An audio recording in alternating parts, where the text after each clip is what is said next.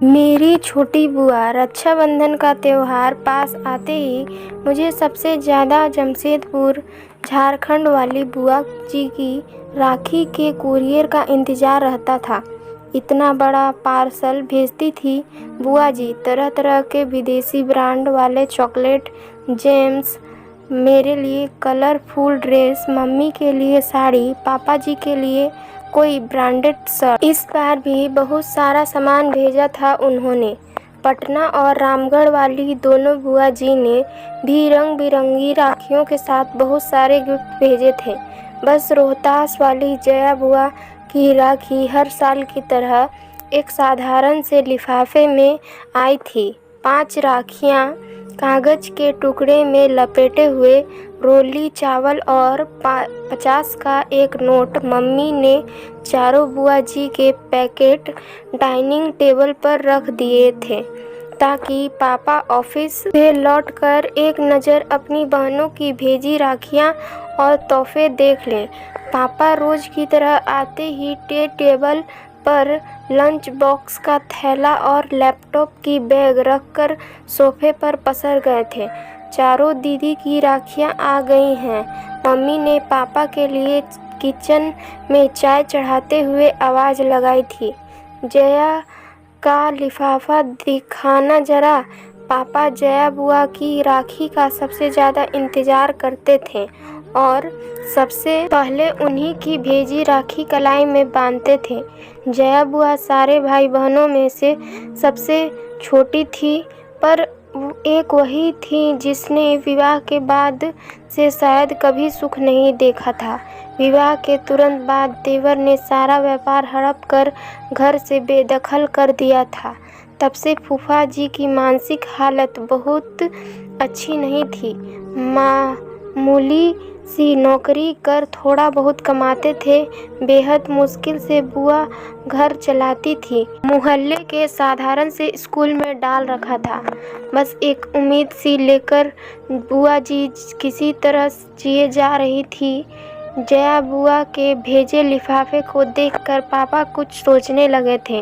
गायत्री, इस बार रक्षाबंधन के दिन हम सब सुबह वाली पैसेंजर ट्रेन से जया के घर रोहतास उसे बगैर बताए जाएंगे। जया दीदी के घर।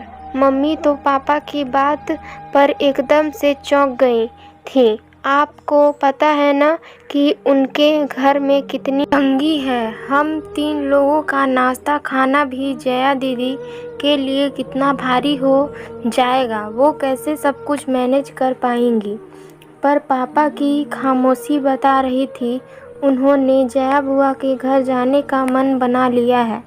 और घर में ये सब को पता था कि पापा के निश्चय को बदलना बेहद मुश्किल होता है।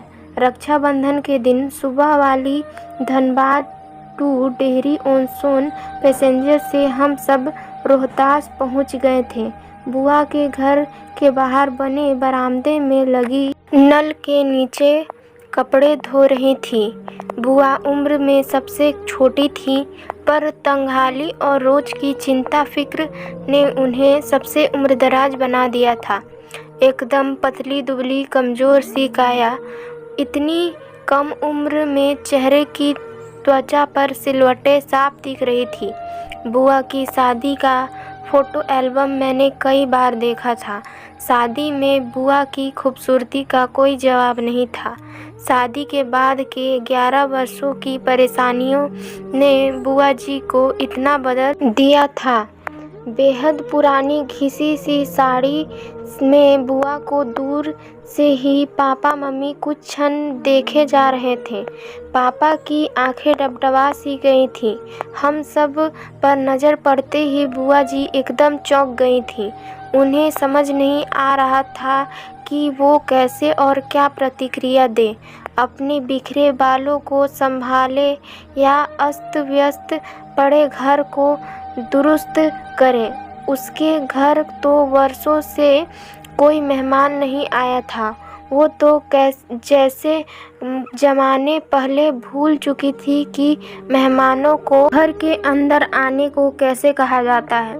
बुआ जी के बारे में सब बताते हैं कि बचपन से उन्हें साफ सफाई और सजने संवरने का बेहद शौक रहा था, पर आज दिख रहा था कि अभाव और चिंता कैसे इंसान को अंदर से दीमक की तरह खा जाती है। अक्सर बुआ जी को छोटी मोटी ज़रूरत के लिए कभी किसी के सामने तो कभी किसी के सामने हाथ फैलाना होता था। हालत ये हो गए थे कि ज़्यादातर रिश्तेदार उनका कॉल उठाना बंद कर चुके थे। एक बस पापा ही थे जो अपनी सीमित तनख्वाह के बावजूद कुछ न कुछ बुआ को दिया करते थे। पापा आगे बढ़कर सहम सी गई, अपनी बहन को गले से लगा लिया था। भैया, भाभी, मन्नू, तुम सब अचानक आज सब ठीक है ना? बुआ ने कपकपाती सी आवाज़ से पूछा था। आज वर्षों बाद मन हुआ राखी में तुम्हारे घर आने का, तो बस आ गए हम सब, पापा ने बुआ को सहज करते हुए कहा था। भाभी आओ ना अंदर, मैं चाय नाश्ता लेकर आती हूँ, जया बुआ ने मम्मी के हाथों को अपनी ठंडी हथेलियों में लेते हुए कहा था। जया तुम बस बैठो मेरे पास, चाय नाश्ता गायत्री देख लेगी। हम लोग बुआ जी के घर जाते समय रास्ते में रुक कर बहुत सारी मिठाइयाँ और नमकीन ले गए थे। मम्मी किचन में जाकर सबके लिए प्लेट लगाने लगी थी। उधर बुआ कमरे में पुरानी फटी चादर बिछे खटिया पर अपने भैया के पास बैठी थी। बुआ जी का बेटा श्याम दौड़कर फूफा जी को बुला लाया था। राखी बांधने का मुहूर्त शाम 7 बजे तक का था। मम्मी अपनी ननद को लेकर मॉल चली गई थी, सबके लिए नए ड्रेसेस खरीदने और बुआ जी के घर के लिए किराने का सामान लेने के लिए। शाम होते होते पूरे घर का हुलिया बदल गया था। नए पर्दे, बिस्तर पर नई चादर, रंग बिरंगी डोरमेट और सारा परिवार नए ड्रेसेस पहनकर जच रहा था। न जाने कितने सालों बाद आज जया बुआ की रसोई का भंडार घर लबालब भरा हुआ था। धीरे धीरे एक आत्मविश्वास सा लौटता दिख रहा था बुआ के चेहरे पर सच तो ये था कि उसे अभी भी सब कुछ सपना सा लग रहा था। बुआ जी ने थाली में राखियां सजा ली थी, मिठाई का डब्बा रख लिया था। जैसे ही पापा को तिलक करने लगी, पापा ने बुआ को रुकने को कहा। सभी आश्चर्यचकित थे। 10 मिनट रुक जाओ, तुम्हारी दूसरी बहनें भी बस पहुंचने वाली हैं, पापा ने मुस्कुराते हुए कहा तो सभी पापा को देखते रह गए। तभी बाहर दरवाजे पर गाड़ियां के हॉर्न की आवाज़ सुनकर बुआ, मम्मी और फूफा जी दौड़कर बाहर आए तो तीनों बुआ का पूरा परिवार सामने था। जया बुआ का घर मेहमानों से खचाखच भर गया था। महाराजगंज वाली नीलम बुआ बताने लगी कि कुछ समय पहले उन्होंने पापा को कहा था कि क्यों न सब मिलकर चारों धाम की यात्रा पर निकलते हैं।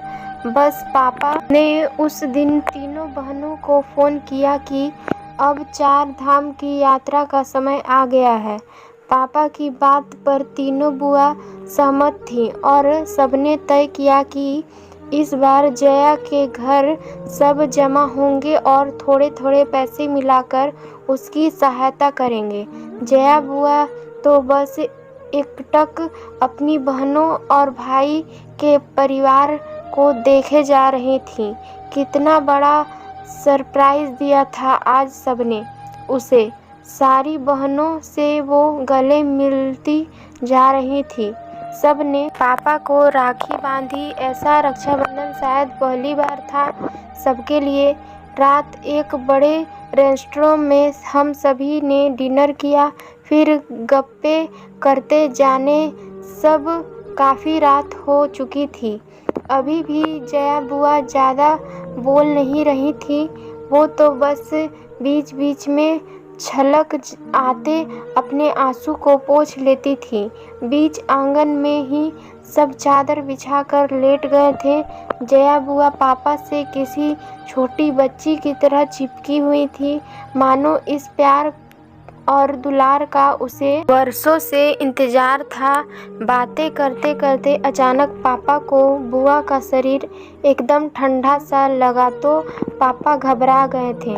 सारे लोग जग गए पर जया बुआ हमेशा के लिए सो गई थी।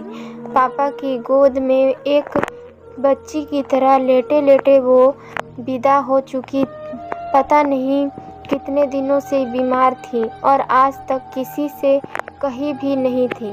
आज सबसे मिलने का ही आशा लिए जिंदा थी शायद। अपनों का ध्यान रखें। जो समर्थ हैं वो अपने असमर्थ रिश्तेदारों एवं मित्रों की समय पर सहायता अवश्य करें।